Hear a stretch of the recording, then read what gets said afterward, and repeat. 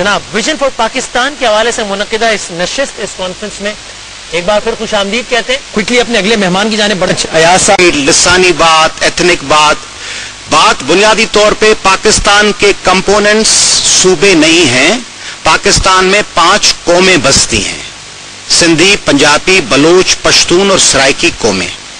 उन कौमों के हवाले से जो भी फार्मूला बनेगा उन कौमों के हजारों सालों के तारीखी वर्से और हुकूक और उनकी सॉवरेनिटी को नजर में रखते हुए बनेगा।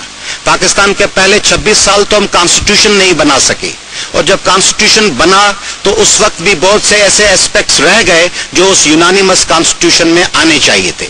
हमारे बंगाली भाइयों ने जब बात की कि हमें रोजगार मिले और प्रोविंशियल ऑटोनॉमी मिले और उनकी जो फसल थी और प्रोडक्शन थी जूट की, उसके उनको वसाइल मिले, उनको क्या दिया गया? एडमिनिस्ट्रेटिव फार्मूला 1 यूनिट का, यानी 56% लोगों को बराबर करने के लिए 44% लोग पाकिस्तान के वो ईस्ट पाकिस्तान का यूनिट बना दिया गया ताकि बंगालियों पे हुकूमत की जा सके।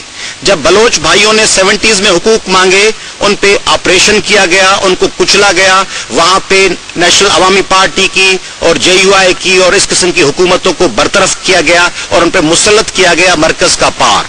और जब सिंधियों ने हुकूक मांगे ज़िया-उल-हक के दौर में, तो उनके खिलाफ MRD का ऑपरेशन किया गया, सैकड़ों सिंधियों को कुचला गया, रस्ते पे नहते लोगों पर फायरिंग की गई, उनको मारा गया। इस वक्त पाकिस्तान में लोग क्या मांग रहे हैं? इस वक्त जो सिंध में आवाज बुलंद हो रही है कि 2 करोड़ लोगों को गुज़श्ता साल डुबोया गया है, इरादतन डुबोया गया है। बंद तोड़ के, टोड़ी का बंद, सुप्रियो बंद, सजावल बंद तोड़ के वडेरों ने, हुक्मरानों ने, पार्स दैट मैटर, उन्होंने उनको डुबो दिया। 1.5 करोड़ लोग गुज़श्ता साल डूबे हैं, 3.5 करोड़ लोग डूबे हुए हैं। वो क्या प्रोविंसेस मांग रहे हैं? हमारे बलोच भाई इस वक्त जब कॉपर मांगते हैं, गैस पे अपने हुकूक मांगते हैं, ग्वादर का अख्तियार मांगते हैं, तो क्या बलोच भाई ये मांग रहे हैं कि हमको नया सूबा दिया जाए? सराइकी अगर रोजगार के हुकूक मांग रहे हैं, अपने मफादात का तहफ़्फ़ुज़ मांग रहे हैं, अगर वो हजारों सालों से सराइकी इलाके में बसते हैं तो उनका हक है, वो एक कौम है, मगर उसका फैसला करने वाले सिंध और बलूचिस्तान और पख्तूनख्वा के लोग नहीं होने चाहिए। सराइकी और पंजाबी भाइयों के बारे में इख्तियारात का तवाजुन, जो नई पॉलिसी बने वो आपस में मिल बैठ के बनाएं। हम उन सूबे नहीं है, वो कौमें हैं। उन कौमों पे हम अपनी राय मुसल्लत करने वाले नहीं है कि हम हैदराबाद से या जंग से बैठ के हम कहें कि मुल्तान की पॉलिसी क्या बनेगी। Let it be decided by themselves. उसके लिए अगर हम उन पे मुसल्लत करेंगे तो नताइज खराब निकलेंगे।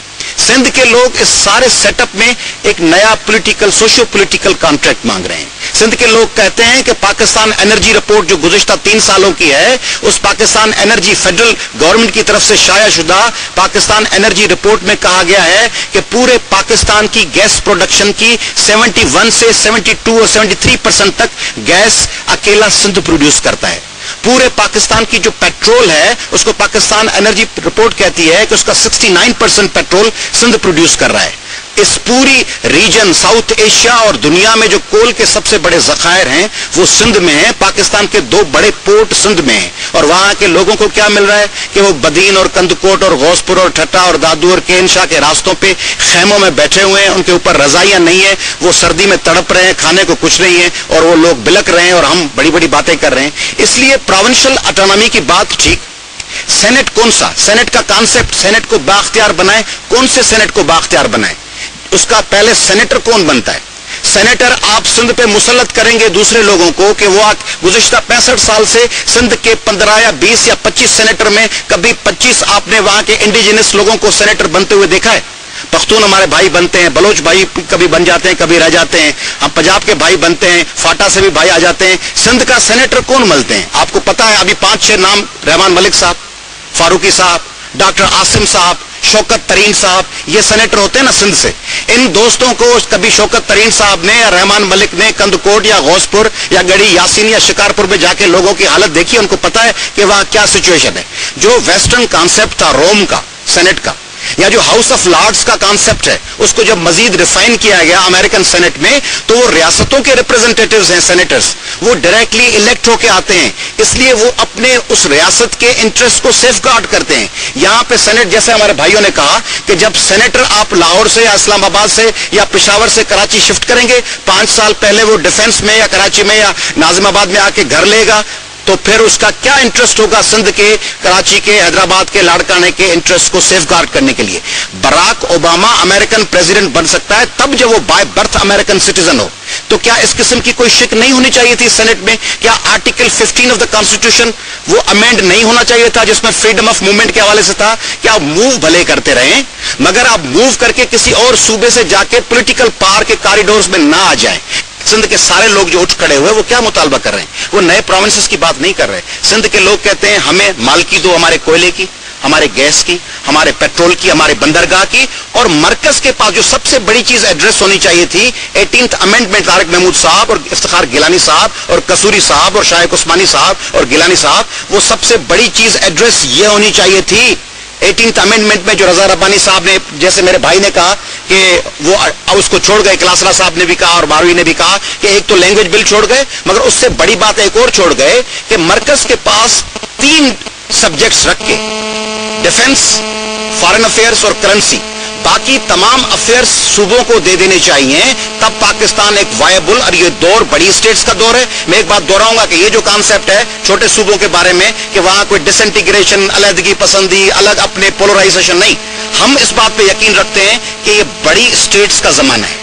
ہم اس بات پہ یقین رکھتے ہیں کہ بڑے الائنسز جس طرح فار ایسٹ میں ہے، جس طرح سادرن امریکہ میں بن رہا ہے، جس طرح گلف میں بڑھنے کے لیے جا رہا ہے، جس طرح بیجنگ کے حوالے سے بن رہا ہے، اس قسم کے بڑے الائنسز اور بڑی اسٹیٹس زیادہ وائبل ہیں. وہ چھوٹے صوبوں کے لوگوں کے لیے زیادہ تحفظ فراہم کرتی ہیں. اس لیے ان کو انٹیگریٹڈ فارم میں رکھنے کے لیے ضروری ہے کہ مرکز کے پاس 3 شعبے رکھ کے باقی تمام شعبے صوبوں کو دے دی جائیں. شکریہ. Thank you very much Ayaz صاحب، بہت شکریہ آپ کا. بہتر پاکستان کی طرف کیسے کنٹریبیوٹ کر سکتے ہیں؟ ویژن فار پاکستان کانفرنس میں گفتگو کا سلسلہ جاری ہے. چھوٹے سے بریک کے بعد دوبارہ حاضر ہوتے ہیں.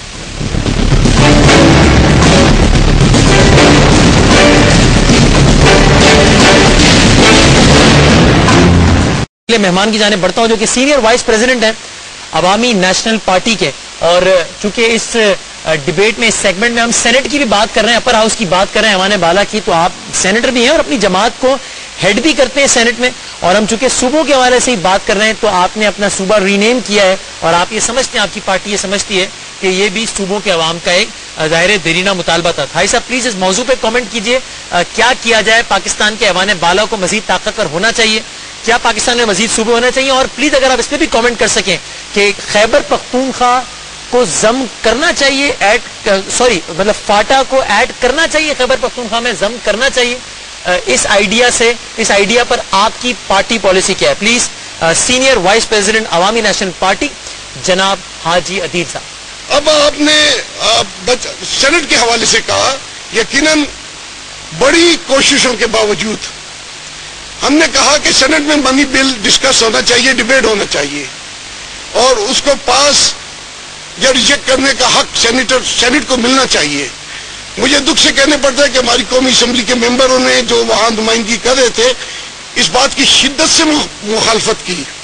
اور ایک ہمارا آرٹیکل ہے کہ cabinet is responsible to national assembly, ہم نے اس میں یہ ترمیم کرنے کی کوشش کی جس میں ہم بعد میں کامیاب ہوئے کہ cabinet is responsible to the parliament.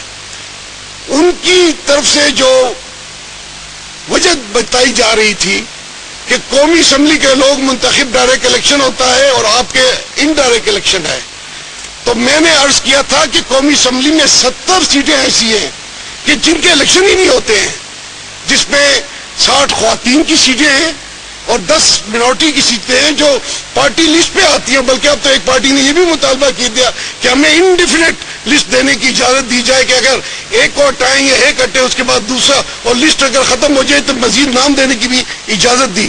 تو جس ہاؤس میں 70 ان الیکٹڈ لوگ بیٹھے ہیں انہیں تو ووٹ آف کانفیڈنس کی اجازت ہے، انہیں تو ووٹ آف نو کانفیڈنس کی اجازت ہے، انہیں منی بل پاس کرنے کی اجازت ہے. لیکن سینٹ کا الیکشن میں سمجھتا ہوں کہ مشکل ترین طریقہ انتخاب ہے. چونکہ میں کئی جنرل الیکشن سے کئی مرتبہ جیت کے اپنی صوبائی اسمبلیوں میں اپنی پارٹی کی نمائندگی کر چکا ہوں. مجھے احساس ہوگا کہ اگر میرے ساتھ میری پارٹی نہ ہوتی تو میں کبھی بھی سینیٹر نہ بن سکتا. اب کچھ باتیں ایف سی آر کے متعلق میرے بھائی نے کی تو ہم سپورٹ کرتے ہیں، اور ट्राइबल एरिया के मतलब जिसे फाटा कहते हैं, बदकिस्मती से हमारे यहाँ तो नाम नहीं रखे जाते थे, FATA, PATA, NWFP, हमारे अंग्रेजों ने नाम हटा दिए।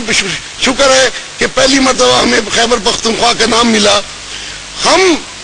हमारी पार्टी ये चाहती है कि फाटा के लोग खैबर पख्तूनख्वा के साथ शामिल हो। हमारी सूबाई काबीना में, हमारी सूबाई असम्बली में उनके 30 मेंबर हो। 15% आइन के मुताबिक जितने उनके मेंबर हो उनकी वजारत में लाजमी उनको हिस्सा मिले। और जिस तरह फाटा में प्रोविंशियल ट्राइबल एरिया में जितने वो टैक्सेस वगैरह माफ हैं, जो सुनते हैं, वो फाटा के लोगों को भी मिले। लेकिन ये हम चाहते हैं, शर्त ये है कि अगर फाटा के लोग भी ये चाहें तो उनकी राय का हम एहतराम करेंगे। अगर वो एक अलग सूबा बनाना चाहते हैं, उनकी मर्जी, लेकिन उसके लिए पॉलिटिकल वर्क करना है। पॉलिटिकल पार्टीज को अब इजाजत मिली है। जब फाटा में अमन आए तो फाटा के लोगों से पूछा जाए। हमारी ख्वाहिश है कि या फाटा हमारे साथ शामिल हो जाए, और अगर ऐसा नहीं हो सकता है तो खैबर पख्तूनख्वा को फाटा के साथ शामिल कर दिया जाए। हम उसके लिए भी तैयार हैं। अब नए सूबों के मुताबिक भी आप चूंकि बात चल निकली है तो मैं जरूर कुछ न कुछ कहूंगा। हम कौमों की बुनियाद पर, जैसे कि प्लेजो साहब ने कहा है, जो कि अपनी धरती पे हजारों सालों से रहते हैं, जो सन ऑफ साइल हैं, वो अगर सूबे बनाना चाहते अपनी कौम की बुनियाद पे, हमें एतराज नहीं है।